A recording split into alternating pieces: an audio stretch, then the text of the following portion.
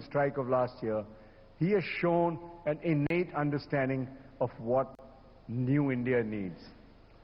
This is an India which wants to shed its old identities, which wants to put aside its inherited enmities, which wants to rise above caste and creed, which wants to assert itself, keeping its feet on the ground and throwing its arms open wide. An India which wants performance, not politics, which wants equality, not entitlement, which wants development, not division. Interestingly, in his typical style, he's not looking at even 2019, the year of the next general election, but beyond. The year 2022 will mark 75 years of India's independence, and he's put out an appeal for people to take a pledge to join him in creating a new India. He said, and I quote, "Together, let us build the India of our dreams so that we can mark 75 years of freedom and we have an India that will make Gandhiji, Sardar Patel and Baba Saheb Ambedkar proud."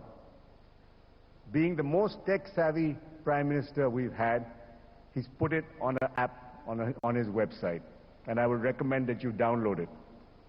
I'm no historian, but I have witnessed 12 Prime Ministers in my journalistic career and seen their good and bad sides. But I have rarely seen so much energy and commitment to the cause of India. For that, sir, you have my admiration.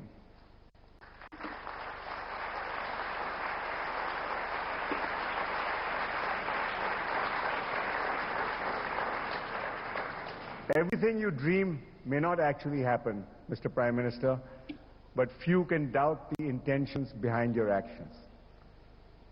Pradhan Mantri ji, you like acronyms like JAM, Vikas, SMART, Uday, but perhaps the one given by your Minister Venkaiah Naidu describes you best.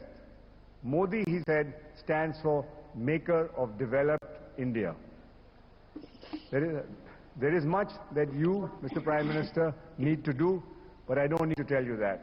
I'm sure you have a plan. You always have a plan. That's why you're the disruptor-in-chief of this country. Over to you now, Pradhan Mantri ji, to tell us about setting India's new agenda. Thank you.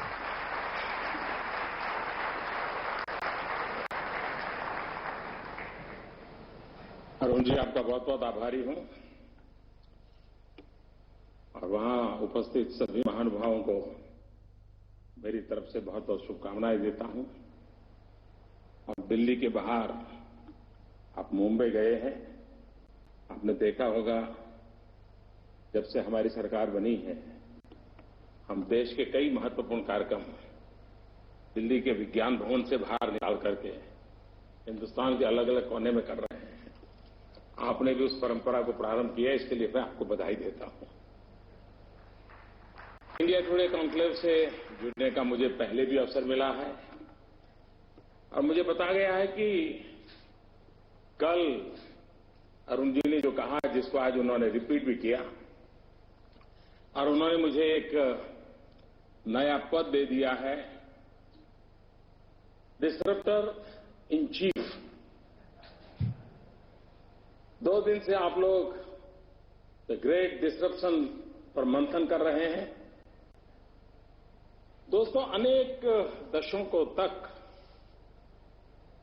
हम गलत नीतियों के साथ गलत दिशा में चलते रहे।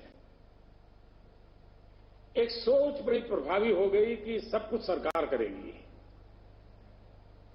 कई दशकों के बाद गलती ध्यान में आई, गलती सुधारने का प्रयास हुआ। 2 दशक पहले एक प्रयास हुआ, लेकिन हम लोगों की सोचने की भी सीमा ये है कि हमने गलतियों को जो करेक्शन किया, उसी को हमने रिफॉर्म मान लिया।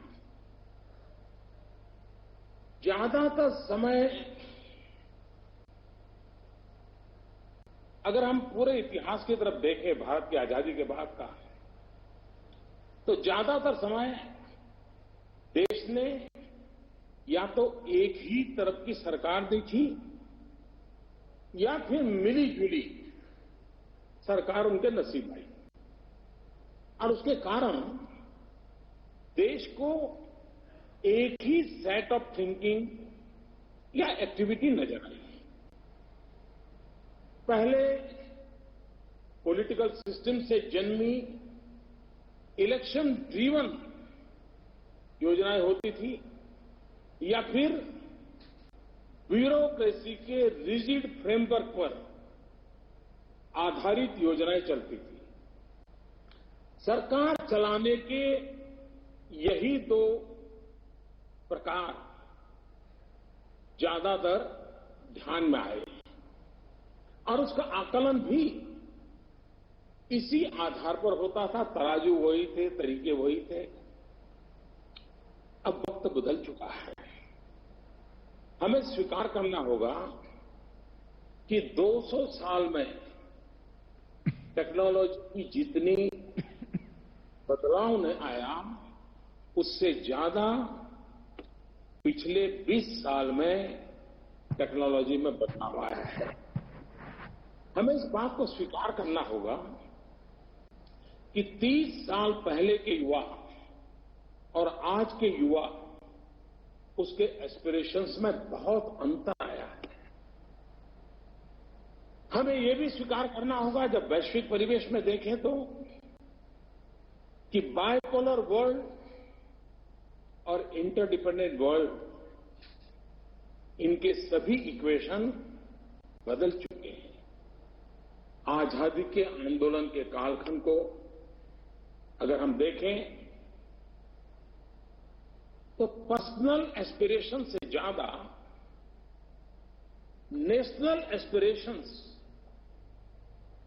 और उसकी ताकत इतनी थी, उसकी तीव्रता इतनी थी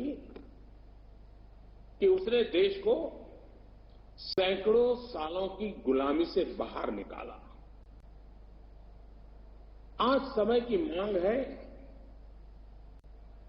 कि आजादी के आंदोलन की तरह ही विकास का आंदोलन जो पर्सनल एस्पिरेशंस को कलेक्टिव एस्पिरेशन में विस्तार करे और कलेक्टिव एस्पिरेशन देश के सर्वांगीण विकास के लिए हो। ये सरकार एक भारत श्रेष्ठ भारत का सपना लेकर चल रही है। अब देखिए समस्याओं को देखने का तरीका कैसा हो, हमारा अप्रोच क्या है, क्या अलग है। आपने अगर हम थोड़ा याद करें तो सालों तक हमारे देश में अंग्रेजी और हिंदी के बीच संघर्ष होता रहा, लेकिन कभी इस पर हमने बल दिया कि हिंदुस्तान की भाषा वैभव, हमारे पास इतनी बड़ी विरासत है, इतनी ब्यूटी है, क्यों न उसमें उसको एक सूत्र में जोड़ करके जहां जहां अच्छा मिले उसको मिलाते मिलाते हमारी भाषा समृद्धि को बढ़ाते चले। हमने एक भारत श्रेष्ठ भारत में अनेक काम किए। एक काम ये किया है कि एक राज्य को दूसरे राज्य के साथ पैर बनाई है। उन राज्यों को कहा कि आप तय कीजिए, जैसे हरियाणा ने तेलंगाना के साथ किया है। अब हरियाणा के लोग बच्चे तेलंगाना की भाषा तेलुगु भाषा में 100 वाक्य सीखेंगे, 5 तेलुगु भाषा के गीत सीखेंगे। कभी तेलुगु फिल्म फेस्टिवल हरियाणा में होगा, कभी हरियाणवी भाषा तेलुगु के लोग सीखेंगे। ये जो देश की ताकत है, इस ताकत को बल देने की दिशा में हमारी जो विविधता है उसको हमारी नई पीढ़ी पहचाने, गर्व करे। अब जो चीज कभी संघर्ष करती थी वो ही चीज शक्ति के रूप में कन्वर्ट हो रही है, यानी कि चीजें बदल रही हैं, तरीका अलग है। और इसलिए आपका ये शब्द इन सब बातों के लिए मेरे हिसाब से बहुत छोटा पड़ रहा है। ये व्यवस्थाओं को ध्वस्त करने वाली सोच नहीं है, ये कायाकल्प है जिसमें देश की आत्मा अक्षुण्ण रहे और व्यवस्थाएं समयानुकूल परिवर्तन करते हुए विकसित होती रहे और यही 21वीं सदी के जनमानस का मन है। और इसलिए डिसरप्टर इन चीफ अगर कोई है वो मोदी नहीं है, हिंदुस्तान के 125 करोड़ हिंदुस्तानी मेरे हिसाब से इस परिभाषा के अधिकारी हैं। जो हिंदुस्तान के जनमत से जुड़ा है वो भली भांति समझ जाएगा कि डिसरप्टर ये ताकत कहां पर संजोई हुई है। बंधे बंधाए विचार अब भी पुराने तरीके से देखने का नजरिया ऐसा है कि कुछ लोगों को लगता है कि सत्ता के गलियारे से ही देश बदलता है। ऐसा सोचना गलत है। हमने टाइम बाउंड इम्प्लीमेंटेशन और इंटीग्रेटेड थिंकिंग को सरकार के वर्क कल्चर के साथ जोड़ा है। काम करने का ऐसा तरीका जहां सिस्टम में ट्रांसपेरेंसी हो, प्रोसेसेस सिटीजन सेंट्रिक हो, डेवलपमेंट फ्रेंडली हो और एफिशिएंसी लाने के लिए प्रोसेसेस को री इंजीनियरिंग किया जाए। फ्रेंड्स, आज भारत दुनिया की तेजी से विकसित होती अर्थव्यवस्थाओं में से एक है। वर्ल्ड इन्वेस्टमेंट रिपोर्ट में भारत को दुनिया की टॉप 3 प्रोस्पेक्टिव होस्ट इकोनॉमी में आंका गया है। वर्ष 2015-16 में $55 बिलियन से ज्यादा का रिकॉर्ड निवेश हुआ। 2 सालों में वर्ल्ड इकोनॉमिक फोरम के ग्लोबल कॉम्पिटिटिवनेस इंडेक्स में भारत का स्थान 32 नंबर ऊपर उठा है। मेक इन इंडिया आज भारत का सबसे बड़ा इनिशिएटिव बन चुका है। आज भारत दुनिया का 6ठा सबसे बड़ा मैन्युफैक्चरिंग देश है। फ्रेंड्स, ये सरकार कोऑपरेटिव फेडरलिज्म पर बल देती है, कॉम्पिटिटिव कोऑपरेटिव फेडरलिज्म पर बल देती है। जीएसटी की काफी चर्चा हुई पिछले 6-7 साल में, देश ने देखा है। अब जीएसटी आखिरी नोक के लिए तैयार है। अब जीएसटी आया, इकोनॉमिक्स की चर्चा करेंगे, सब करेंगे, लेकिन मैं चाहूंगा कि देश जीएसटी की पूरी प्रोसेस को भी चर्चा करे, समझने का प्रयास करे। हमने देखा कोऑपरेटिव फेडरलिज्म का महत्व है।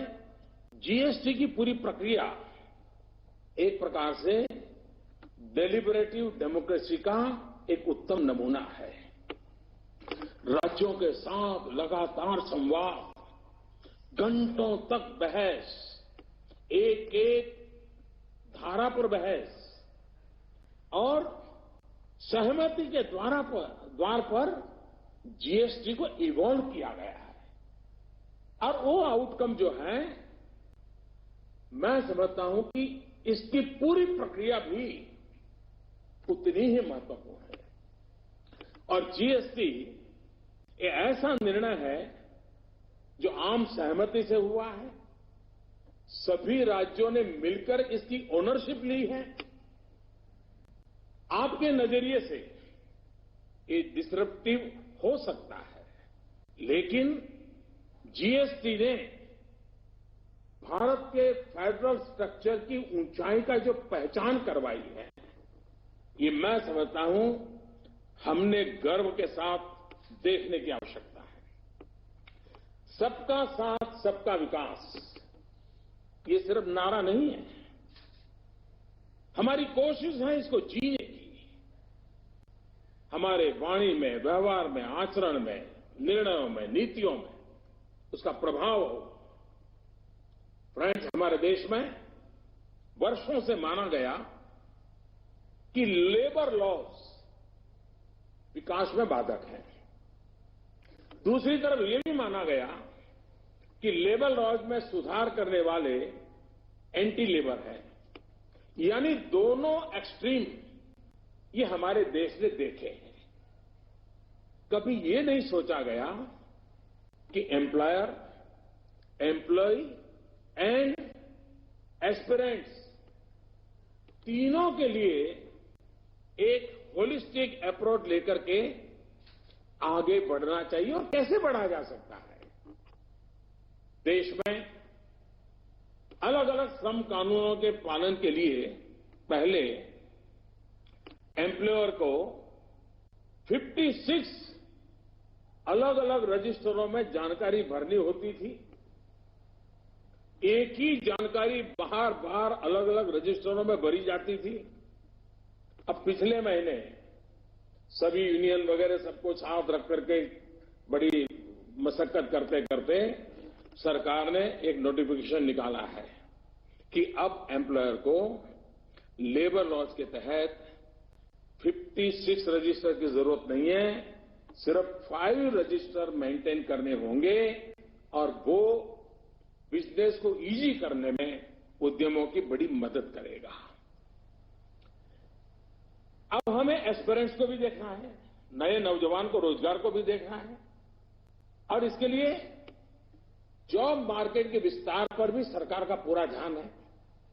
पब्लिक सेक्टर, प्राइवेट सेक्टर, इससे हम परिचित हैं, लेकिन भारत में हमारी कोशिश पर्सनल सेक्टर को भी बढ़ावा देने की है।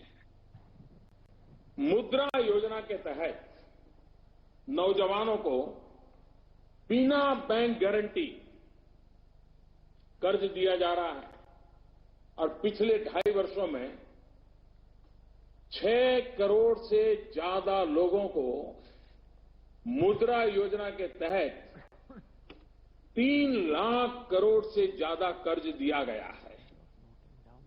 अब ये अपने पैरों पर खड़े हुए हैं। वे नए लोगों को रोजगार देने की संभावना वाला काम शुरू किए हैं। कोई 1 को रोजगार देगा, कोई 2 को देगा। सामान्य दुकानें हमारे देश में, बड़े बड़े मॉल रात को 12 बजे तक चल सकते हैं, सुबह तक चल सकते हैं, लेकिन दुकानदार शाम को बंद करने के कानून थे। हमने राज्यों को कहा कि इसमें बदलाव लाइए। छोटा व्यापारी भी होगा, अगर वो 365 दिन अपनी दुकान खुली रखना चाहता है रखे, रात देर तक खुली रखना चाहता है रखे। इससे क्या होगा, वो एक नया कर्मचारी रखेगा, एक नया रोजगार देने उपलब्ध कराएगा, क्योंकि सुविधाएं बढ़ रही है। चीजें छोटी होती हैं, लेकिन वो छोटे बदलाव भी बहुत बड़े परिणाम लाने की ताकत रखते हैं। हमारी सरकार ने पहली बार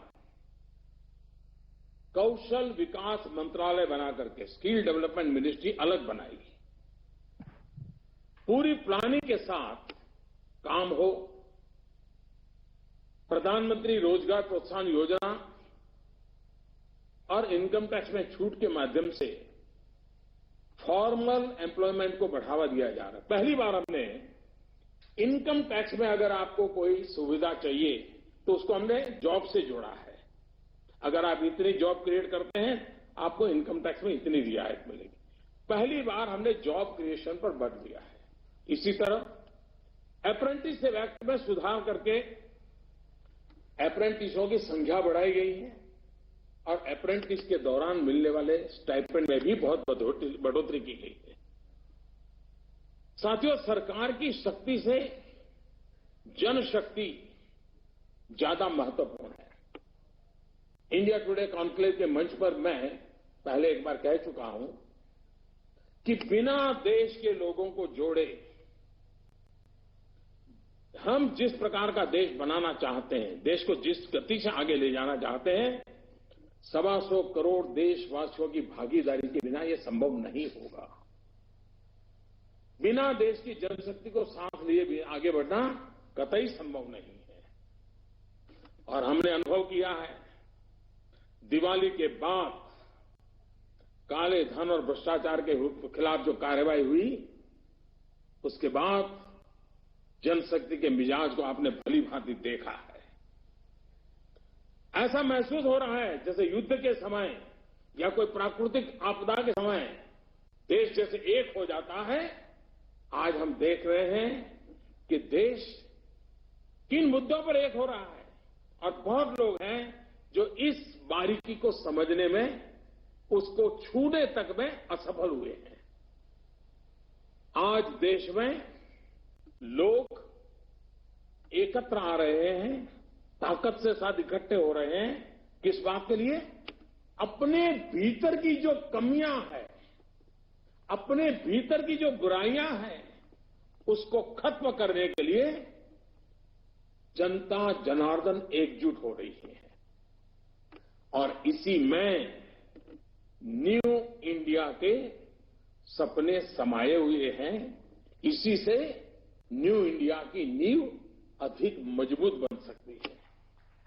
अगर आज स्वच्छ भारत अभियान के तहत देश में 4 करोड़ से ज्यादा शौचालय बने हैं, 100 से ज्यादा जिले खुले में शौच से मुक्त घोषित हुए हैं, तो ये इसी जनशक्ति की एकजुटता का प्रमाण है।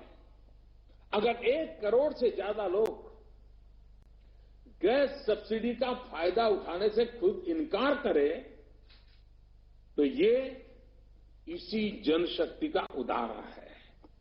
और इसलिए आवश्यक है कि जन भावनाओं का सम्मान, जन आकांक्षाओं को समझते हुए देश हित में फैसले लिए जाए और उन्हें समय रहते पूरा किया जाए।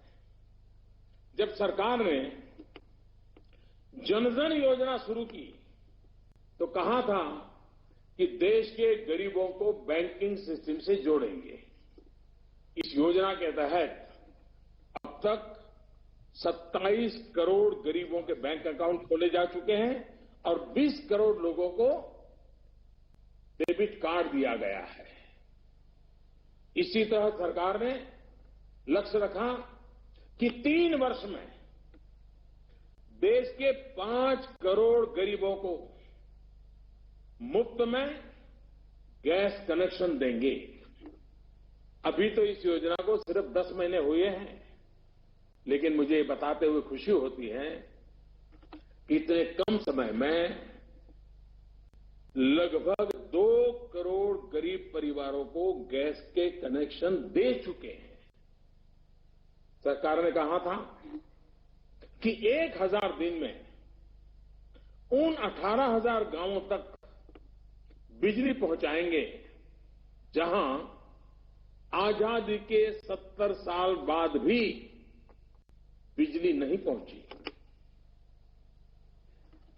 इस योजना को अब तक करीब 650 दिन हुए हैं, लेकिन इस 650 दिन में 12,000 से ज्यादा गांवों में बिजली पहुंच चुकी है। और आप ये अपने मोबाइल फोन पर देख सकते हैं किस गांव में बिजली पहुंची है, कहां अभी बिजली पहुंची नहीं लेकिन खंभा पहुंचा है, तार पहुंचा है, कौन काम देख रहा है, उसका मोबाइल नंबर भी उसमें दे दिया गया। इतनी ट्रांसपेरेंसी के साथ इस काम को बल दिया गया है। आपने देखा होगा, हमारी ये भी कोशिश है कि जहां नियम बदलने की जरूरत थी वहां नियम कानून भी बदले गए हैं। जहां समाप्त करने की जरूरत थी समाप्त कर दिए गए। आपको जानकर के खुशी होगी, इस सरकार बनने के बाद अब तक 1100 से ज्यादा पुराने कानूनों को हमने खत्म कर दिया है। फ्रेंड्स, शामों तक देश में बजट शाम को 5 बजे होता था और हमने कभी सोचा नहीं क्या कारण है कि 28 फरवरी को शाम को 5 बजे बजट होता है। ये बजट शाम को 5 बजे इसलिए होता था क्योंकि अंग्रेजों के जमाने में लंदन के सुबह के 11:30 बजते थे, उनकी पार्लियामेंट शुरू होती थी और उस समय शाम को हमारा बजट आता था। ये अटल जी की सरकार थी कि उन्होंने इस परंपरा से बाहर निकल करके बजट को शाम को 5 बजे से सुबह 11 बजे किया, हिंदुस्तान के समय के हिसाब से किया। पहली बार हमने एक नया बदलाव इस बजट में लाए। हमने बजट को 1 महीना प्रीपोन किया। भारत कृषि प्रधान देश है, ग्रामीण अर्थव्यवस्था से जुड़ा हुआ है। सरकार में बजट देर होने के कारण जब एक्चुअली पैसे रिलीज करने का हक खाता में आता है, तब तक बारिश आ जाती है। 6 महीने तक बारिश की और बारिश के बाद की स्थिति में कोई काम नहीं हो सकता है, और उसका परिणाम ये होता है कि लास्ट 3 महीने में आपाधापी में बिल फटते हैं, बजट खर्च हो जाते हैं। हम बजट प्रीपोन करते जा रहे हैं ताकि जून महीना में बारिश आने से पहले बहुतेक काम हम कर सकें। 2-3 महीने बारिश के खराब होते हैं तो उसके बाद का समय उसको और गति जो रह गया उसको छोड़ दें, और इसलिए हमने बजट को 1 महीना प्रीपोन कर दिया, और इसको भी हम काफी और बढ़ाने की दिशा में सोच रहे हैं। पहली बार हमें बजट में प्लान नॉन प्लान को भी मर्ज कर दिया। एक आर्टिफिशियल पार्टीशन था, और ज्यादातर हर सरकार को सुर्खियों में रहने के लिए नई नई चीजों को लेके आना, उस पर एम्फेसिस देना, और पुरानी व्यवस्थाओं को ऐसे ही छोड़ देना, और कोई इसका हिसाब भी नहीं मांगता था। हमने इस इम्बैलेंस को बदला है, और प्लान नॉन प्लान को हमने एक कर करके इस आर्टिफिशियल डिवीजन को खत्म कर दिया है। इसी प्रकार से आपने देखा होगा बजट में हमने रेलवे बजट को मर्ज कर दिया। अब किसी जमाने में रेलवे बजट का महात्म्य था, लेकिन आज आप रेलवे को अकेला नहीं देख सकते हैं। एक पूरा ट्रांसपोर्टेशन सेक्टर को देखना पड़ेगा। उसके कई आयाम बदल चुके हैं, टेक्नोलॉजी बदल चुकी है। रेल हो, रोड हो, एविएशन हो, वाटरवे हो, सी रूट हो, इन सभी को एक इंटीग्रेटेड तरीके से सोचने की आवश्यकता है। रेल बजट मुख्य बजट के साथ जोड़ करके रेलवे को भी मजबूती देना, एट द सेम टाइम पूरे ट्रांसपोर्टेशन सेक्टर का उसको हिस्सा बनाना, और एक लंबी व्यवस्था में बदलाव देने के लिए इसकी एक शुरुआत हमने की है। पिछले 2.5 वर्षों में आपने सरकार की नीति, निर्णय और नियत तीनों को भली भांति देखा है, और मैं मानता हूं कि न्यू इंडिया के लिए यही अप्रोच 21वीं सदी में देश को नई ऊंचाइयों पर ले जाएगा। न्यू इंडिया की नींव खोजने के लिए प्रयास किया। कैसे निकाले? ये महत्वपूर्ण योजनाएं थी, लटकी पड़ी हैं। कभी पैसों के अभाव से किसी के लिए फॉलोअप नहीं किया, किसी ने याद भी नहीं की, मैं ढूंढता रहा। और इसलिए हमने एक प्रॉपर मॉनिटरिंग के लिए एक व्यवस्था डेवलप की है, इसको पॉपुलरली नोन एज प्रगति, यानी कि proactive governance and timely implementation. प्रधानमंत्री के कार्यालय में बैठ करके महीने में एक बार भारत सरकार के सभी विभाग, उसके सचिव, राज्यों के सभी चीफ सेक्रेटरी, हम सब लोग एक साथ वीडियो पे होते हैं और ऐसे रुके पड़े प्रोजेक्ट को हाथ में लेते हैं। पहले से उसकी सूची तैयार करते हैं और उसके क्लियरेंस के लिए सब मिलकर के डिसीजन कैसे करें। आपको जानकर के खुशी होगी, इस प्रगति कार्यक्रम के माध्यम से अब तक 8 लाख करोड़ रुपए से ज्यादा की जो योजनाएं जो लटकी पड़ी थी, बंद पड़ी थी, कुछ खर्चा हुआ था, कुछ नहीं हुआ था, उन सबको आगे बढ़ाया और तेज गति से वो आगे चल रही है। 150 से ज्यादा ऐसे प्रोजेक्ट जो बरसों से अटके हुए थे, अब वो फिर से काम शुरू हुआ है, उसमें तेजी आई है। देश के लिए नेक्स्ट जनरेशन इंफ्रास्ट्रक्चर, इस पर सरकार का फोकस है।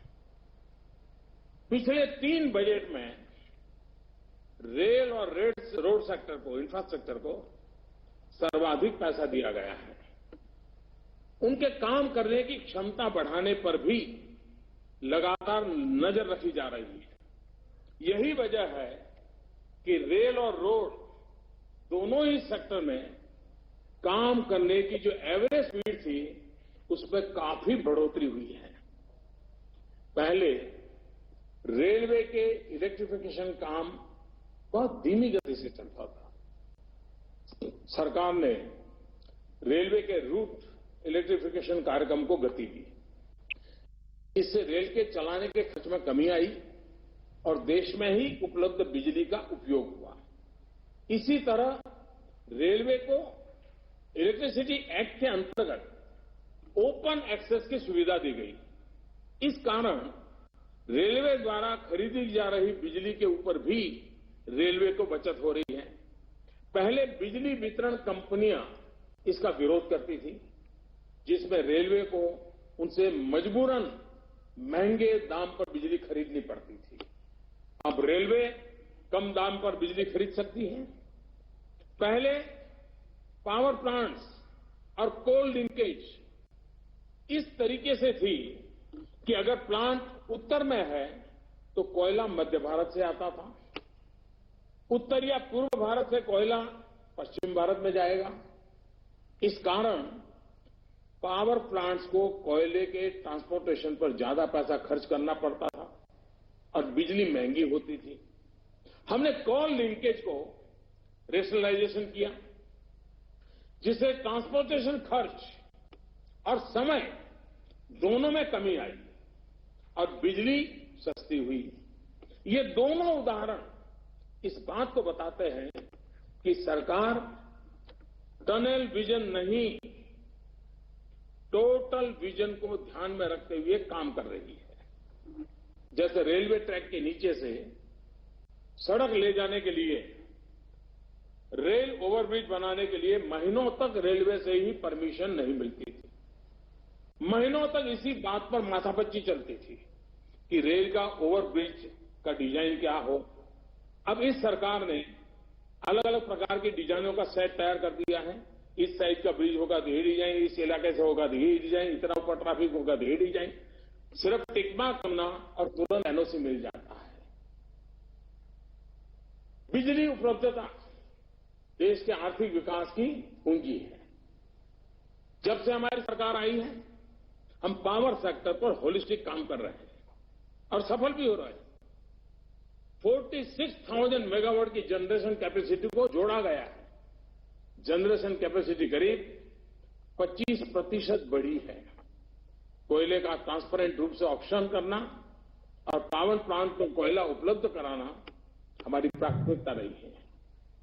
आज ऐसा कोई थर्मल प्लांट नहीं है जो कोयले की उपलब्धता की दृष्टि से क्रिटिकल हो। और क्रिटिकल यानी कोयले की उपलब्धता 7 दिन से कम की होना।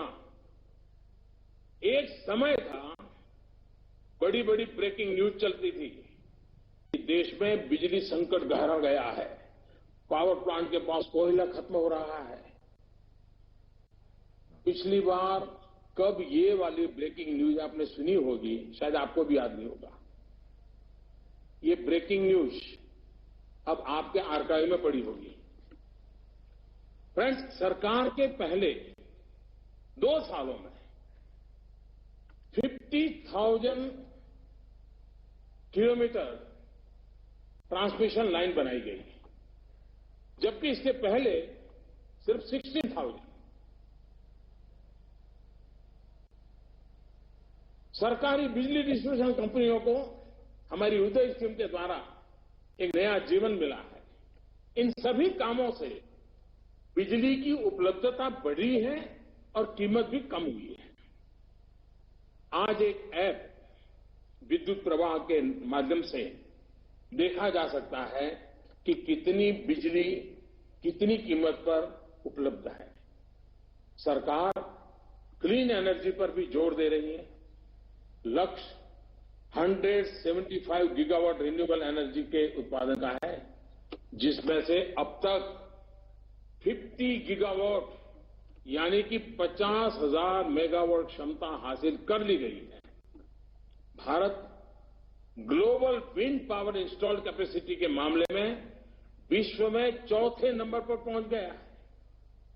सरकार का जोर बिजली उत्पादन बढ़ाने के साथ ही बिजली का सही उपयोग हो, उसकी खपत वेस्टेज न हो, एनवायरमेंट को नुकसान हो, उस पर भी बल दे रही है। देश में अब तक लगभग 22 करोड़ एलईडी बल्ब बांटे जा चुके हैं। इससे बिजली की खपत में कमी आई है, प्रदूषण में कमी आई है और लोगों को 11,000 करोड़ रुपया प्रति वर्ष बचत हो रही है।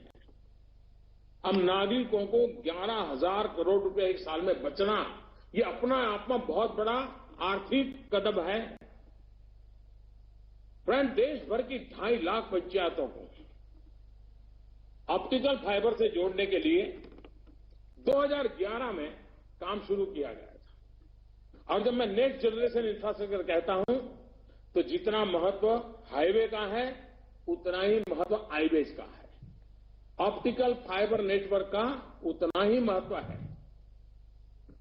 2011 से 2014 के बीच सिर्फ 59 ग्राम पंचायतों तक ही ऑप्टिकल फाइबर केबल डाली गई थी। अगर इसी रफ्तार से चलता तो देश की 2.5 लाख पंचायतें हैं, कब यह ऑप्टिकल फाइबर पहुंचता, शायद 3 पीढ़ी निकल जाती।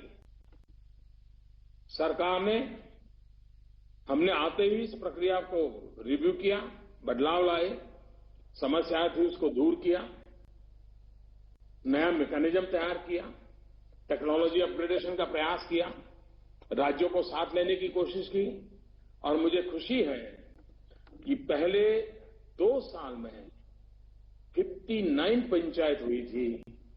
इस 2 वर्ष में 76,000 पंचायतों में ऑप्टिकल फाइबर जा चुका।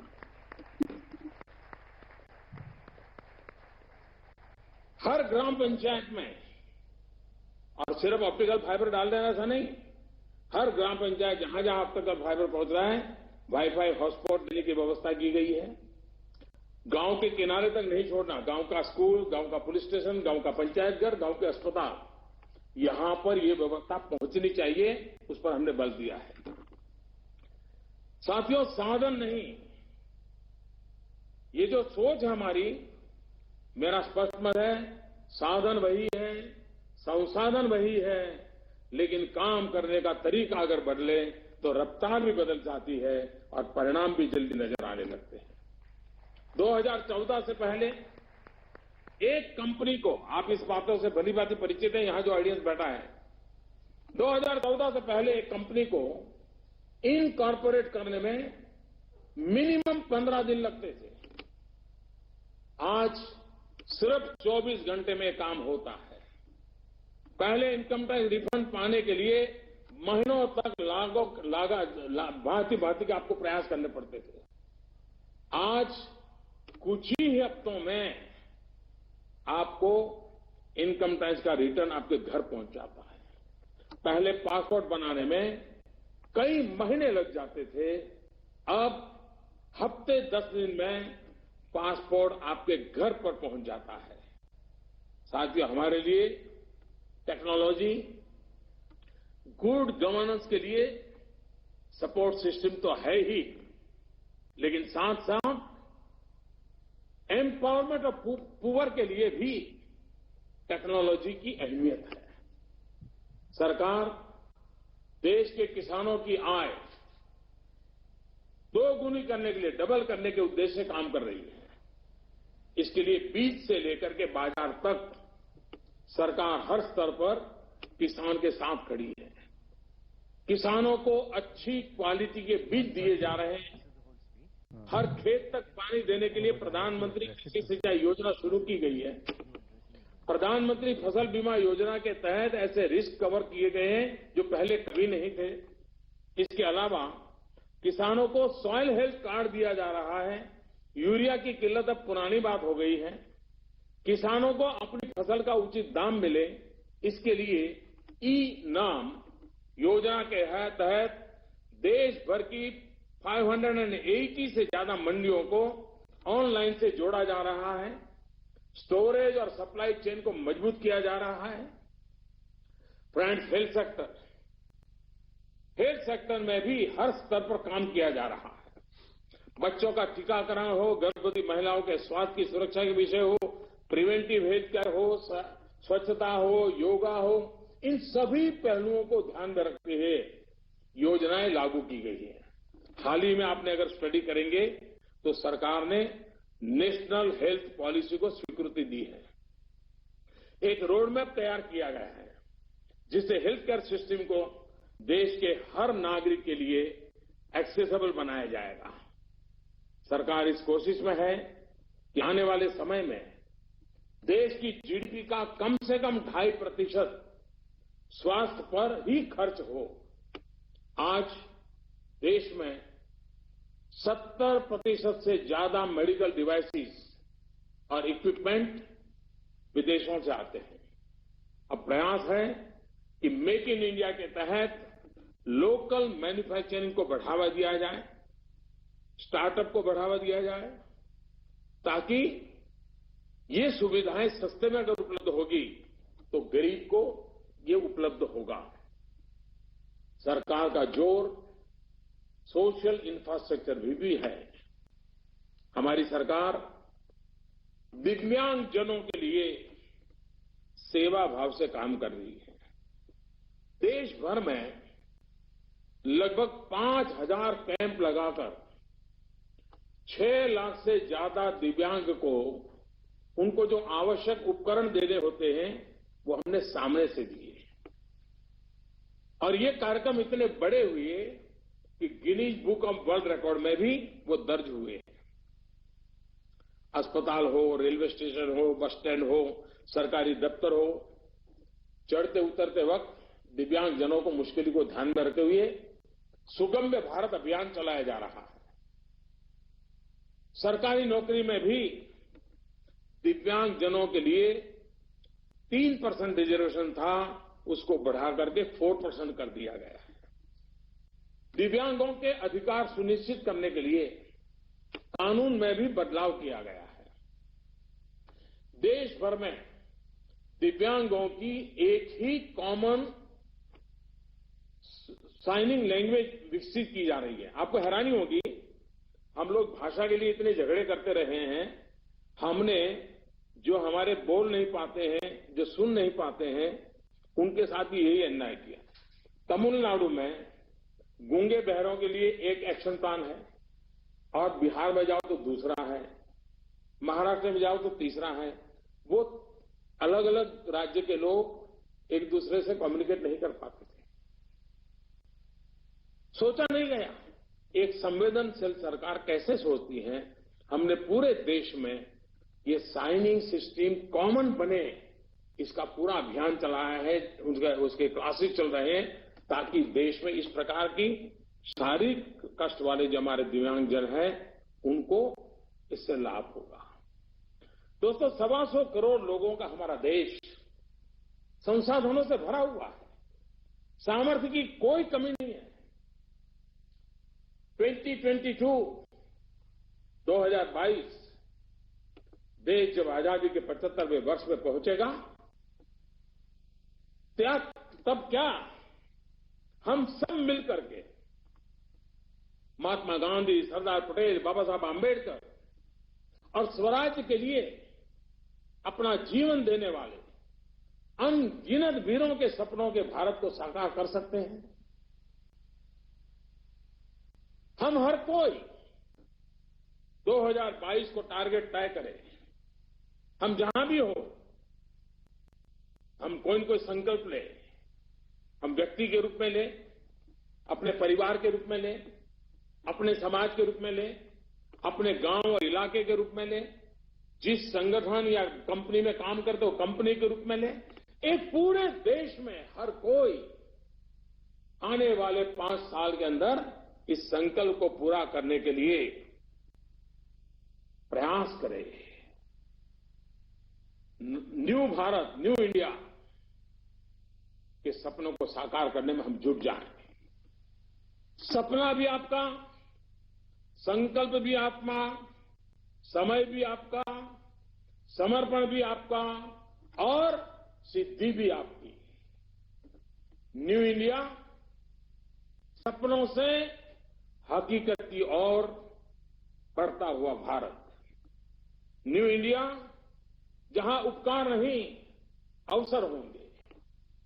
न्यू इंडिया की नींव का मंत्र सभी को अवसर, सभी को प्रोत्साहन। न्यू इंडिया नई संभावनाओं, नए अवसरों का भारत। न्यू इंडिया लहराते खेत, मुस्कुराते किसानों का भारत। न्यू इंडिया आपके हमारे स्वाभिमान का भारत। इन सपनों को लेकर के हम चले।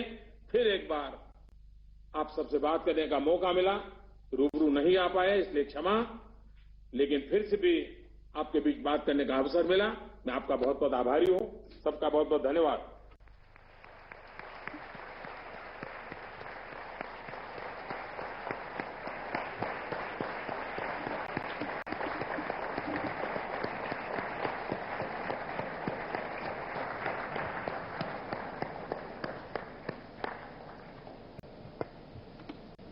Prime Minister still there? Or? Pradhan Mantri ji, you have just laid out for us your very bold and imaginative vision of the new India.